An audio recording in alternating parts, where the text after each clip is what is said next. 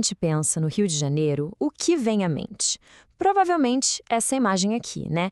Pão de Açúcar, a Baía de Guanabara, um verdadeiro cartão postal famoso no mundo inteiro. Só que, por trás de toda essa beleza, existe uma história de fundação que, olha, quase ninguém conta. Uma história que não é sobre descobrimento pacífico, mas sim sobre uma guerra brutal. Uma batalha esquecida que acabou definindo o destino do Brasil. Pois é, o mito que muita gente conhece é esse aí, a ideia de uma cidade que simplesmente surgiu de forma tranquila. Mas a realidade, como a gente vê aqui, é bem outra. O Rio de Janeiro não foi descoberto, ele foi conquistado. A sua origem não está na exploração, mas num conflito sangrento pelo controle de uma das áreas mais estratégicas do Atlântico Sul. Tá, mas como é que a gente chegou nesse ponto? Para entender por que essa guerra aconteceu, a gente precisa voltar um pouquinho no tempo, lá para o início do século XVI. Naquela época, Portugal estava totalmente focado no pau-brasil, em achar ouro, e a Baía de Guanabara, por mais incrível que pareça, foi basicamente deixada de lado. E na geopolítica não existe espaço vazio, né? Esse abandono português foi, na prática, um convite aberto. E quem aceitou esse convite foi justamente a maior rival de Portugal na época, a França. Os franceses olharam para a Baía de Guanabara e viram ali uma oportunidade de ouro para finalmente fincar uma bandeira na América do Sul.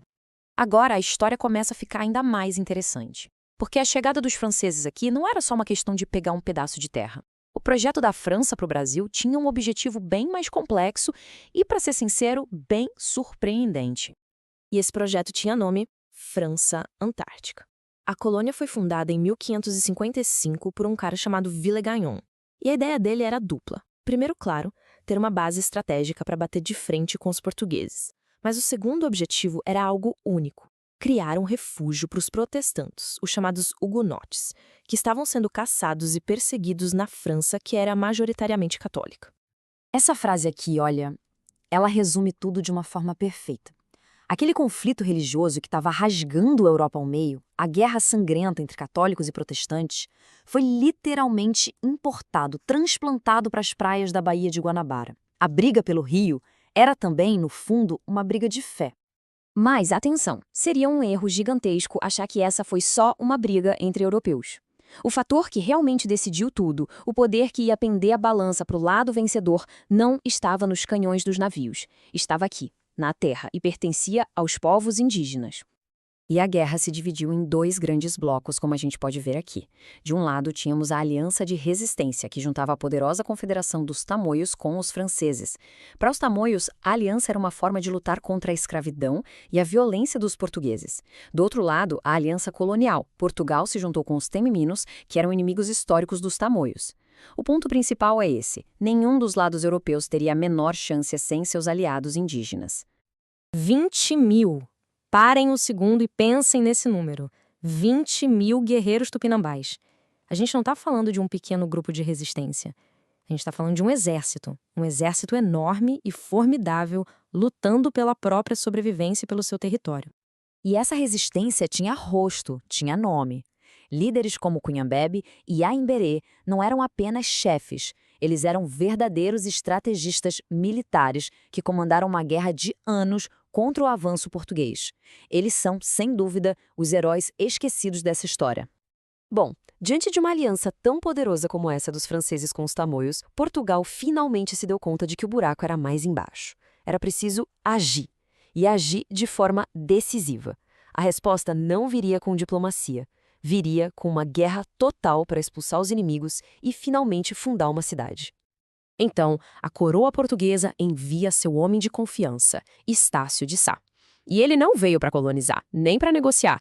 A missão dele era uma só, bem clara e bem brutal: expulsar os franceses e esmagar a resistência dos aliados indígenas deles a qualquer custo. E quem pensa que isso foi resolvido rápido, se engana.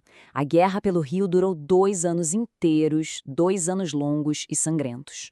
Tudo começou em 1565, quando Estácio de Sá montou uma base militar, uma cabeça de ponte. O que veio depois foram 2 anos de batalha sem parar, até que em 1567 chegaram os reforços para dar o golpe final.